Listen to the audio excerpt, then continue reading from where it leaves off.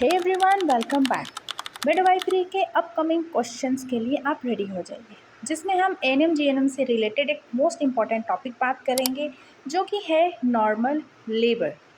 ये हमारा basic topic है कि जिसमें हमें इसके बारे में जानना होता है। तो स्टार्ट करते हैं कि नॉर्मल लेबर होता क्या है।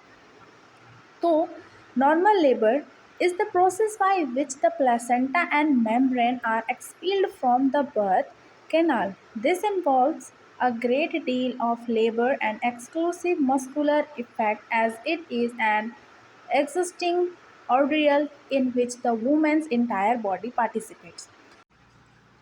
आइए इसे साधारण भाषा में समझते हैं।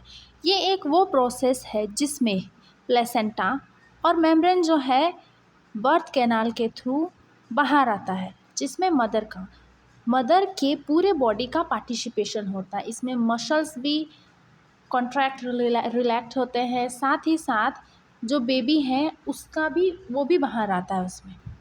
नेक्स्ट हम बात करते हैं साइन ऑफ ट्रू लेबर। अब ये जानना भी ज़रूरी है कि लेबर का सही समय क्या है। तो उसके लिए कुछ 3 पॉइंट्स इम्पॉर्टेंट हैं जिसके वजह से हम जानेंगे कि ट्रू लेबर का समय कब है। तो फर्स्ट पॉइंट है यूटेराइन कॉन्ट्रैक्शंस। तो यूटेराइन कॉन्ट्रैक्शन से नाम से ही पता चल रहा है कि कॉन्ट्रैक्ट होता है। कोई चीज़ क्या है, कॉन्ट्रैक्ट होता है। तो इसमें क्या होता है कि जो हमारा यूट्रस है वो अंदर से धीरे धीरे प्रेशर करके कॉन्ट्रैक्ट करता है। ये कॉन्ट्रैक्ट स्टार्टिंग में हल्के हल्के समय के लिए होता है, और जितना समय सामने आता जाता है कॉन्ट्रैक्शन का समय बढ़ जाता है।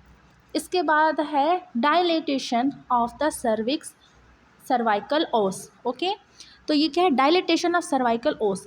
जो हमारा यूट्राइन कॉन्ट्रैक्शन हो रहा था, कॉन्ट्रैक्शन की वजह से बेबी क्या था, सर्वाइकल ओस की तरफ आगे बढ़ता जा रहा था। और जब बेबी नीचे कॉन्ट्रैक्ट किया जाएगा प्रेशर से बेबी नीचे जाएगा, तो ये जेन्यून से है कि जो सर्वाइकल ओस है धीरे धीरे उसका क्या है, ओस इज़ अ माउथ, क्या होता है वो धीरे धीरे ओपन होने लगता है, खुलने लगता है। उसी को हम डायलेटेशन कहते हैं। साथ ही थर्ड वन है शो। तो शो क्या है कि जब डायलेशन ऑफ ओस हुआ उसमें क्या है कि बेबी का हेड या फिर जो पार्ट बाहर आ रहा है वो हमें शो होने लगेगा, दिखने लगेगा, उसे ही कहते हैं शो। अब हम बात करेंगे कि स्टेजेस ऑफ नॉर्मल लेबर क्या होते हैं। तो there are 4 stages of normal labour. Okay, 4 stages of normal labour कुछ इस प्रकार हैं, देखिए। फर्स्ट स्टेज के बारे में जानते हैं, जिसमें हम ये देखेंगे कि ये 2 फेजेस में डिवाइडेड होते हैं। पहला फेज़ वो होता है जिसमें सर्विक्स का लेंथ 4 सेंटीमीटर से कम वाइड होता है। साथ ही इसका जो कॉन्ट्रैक्शंस होते हैं वो वीक होते हैं। 10 मिनट में 2 से कम कॉन्ट्रैक्शंस होते हैं, वो भी कुछ समय के लिए। साथ ही दूसरा एक्टिव फेज़ के बारे में बात करते हैं, जहाँ पे जो सर्विक्स का जो लेंथ होता है वो 4 सेंटीमीटर से वाइड होता है। दैट मीन्स 4 सेंटीमीटर जैसे ही सर्विक्स का लेंथ हो जाता है, उस समय से उस फेज़ को हम मानते हैं एक्टिव फेज़। अब हम बात करते हैं कि ये फेज़ कब से कब तक का होता है। तो ये फेज़ हम मानते हैं कि फर्स्ट स्टेज स्टार्ट होता है जब मदर को रेगुलर पेन स्टार्ट होता है। साथ ही इस फर्स्ट स्टेज का जो एंड होता है वो जब 10 सेंटीमीटर सर्विक्स ओस ओपन हो जाता है, तब इसे फर्स्ट स्टेज का एंड कहा जाता है।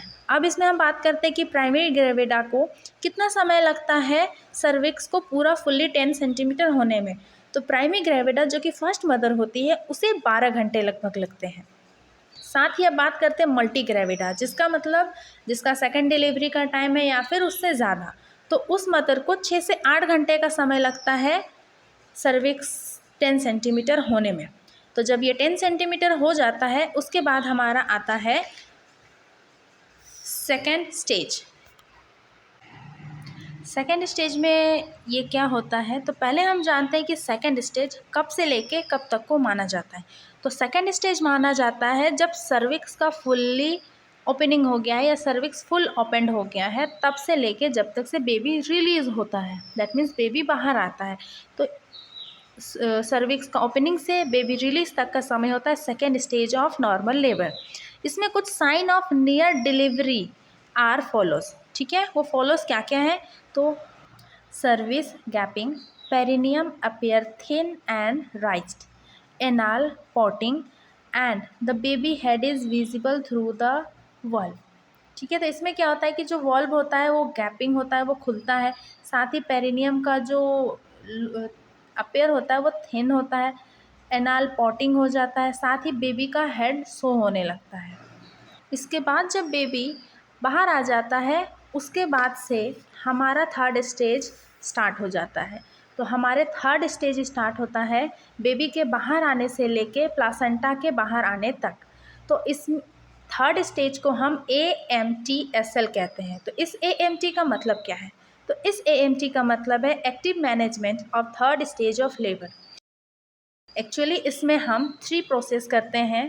थर्ड स्टेज है, 3 प्रोसेस किया जाता है। जैसे पहला होता है यूटेराइन ड्रग, दूसरा होता है कंट्रोल कॉन्ट्रैक्शन जिसे CCTB कहते हैं, third one is uterine massage. इसमें क्या है कि हम प्लासेंटा को मास्क के अंदर से प्रॉपरली सेफली बाहर निकालते हैं, जिससे कि कोई पार्ट अंदर ना रह जाए और PPH होने का खतरा ना हो।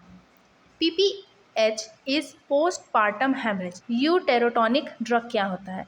ये ड्रग हम यहाँ पे देते हैं, ऑल हेल्थ फैसिलिटीज़ में दी जाती है, जो कि होती है oxytocin injection. Most suitable injection इसे माना जाता है। Second one control contraction. इस प्रोसेस में हम स्टेप बाय स्टेप प्लेसेंटा को मूव करते हुए बाहर निकालते हैं। उसके बाद यूटेराइन मसाज, यूटेराइन मसाज के थ्रू धीरे धीरे यूट्रस को हम लोग मसाज देते हैं, जिसके थ्रू जो भी अंदर में डस्ट है या फिर क्लॉट्स है वो बाहर आ जाए। इसी बीच हम बेबी को भी क्रिटिकल केयर यूनिट देते हैं, बेबी केयर यूनिट वहाँ पे देते हैं। इसके बाद हमारा फोर्थ स्टेज ऑफ लेबर है, जो होता है कि पहला आवर डिलीवरी के बाद का, पहला 2 आवर डिलीवरी के बाद का हम फोर्थ स्टेज ऑफ लेबर कहते हैं, जिसमें मदर और बेबी को केयरफुल्ली मॉनिटरिंग किया जाता है कि उनका हेल्थ किस तरीके से है, माँ को वीकनेस, चक्कर ऐसा कुछ ना आ रहा है, बेबी साथ ही यूरिन और स्टूल पास कर चुका है, ये सब चीज़ों का ध्यान रखते हैं। बेबी के हर एक पार्ट को ध्यान से देखते हैं, उनका मेज़रमेंट करते, skull measurement, length measurement and weight measurement, जिससे पता चलता है कि बेबी हेल्दी है या नहीं। माँ को कहते हैं कि आप अपने डाइट पे ध्यान दें, डिलीवरी के बाद वो हर एक चीज़ खा सकती है। साथ ही अपने आप को हाइजीन रखें, फ्रेश हो, और किसी तरीके का कोई प्रॉब्लम हो तो डॉक्टर से कंसल्ट करें, उनसे बात करें कि उन्हें किस तरीके की प्रॉब्लम हो रही है। इसके बाद तो ये होते हैं stages of normal labour. I hope आप इन सारे टॉपिक्स को क्लियरली समझ गए होंगे, एंड आई होप सो कि मैंने भी आपको बहुत अच्छे तरीके से समझाया है। सो नेक्स्ट टॉपिक को अच्छे से समझने के लिए मुझे कमेंट करें कि आपका मुझे अच्छा लगा या बुरा भी लगा तो भी आप कीजिए, ताकि मैं उस चीज़ को इम्प्रूव करूँ और आपको उसके बारे में अच्छे से बता सकूँ। साथ ही मैं एक इन्फॉर्मेशन आपको दे दूँ कि JNRC के थ्रू एग्ज़ाम हमारा कभी भी हो सकता है। NM JNM का सेकेंड ईयर का एग्ज़ाम जो है कभी भी 1 डेढ़ महीना के आसपास हो सकता है। सो आप होप कि आप टॉपिक्स मेरे से कवर कर लें, आपको क्लियरली बहुत सारी चीज़ें समझ आएगी। जो चीज़ें नहीं समझ में आएंगी मैं उन्हें और अच्छे से समझाऊंगी। So thank you and bye bye.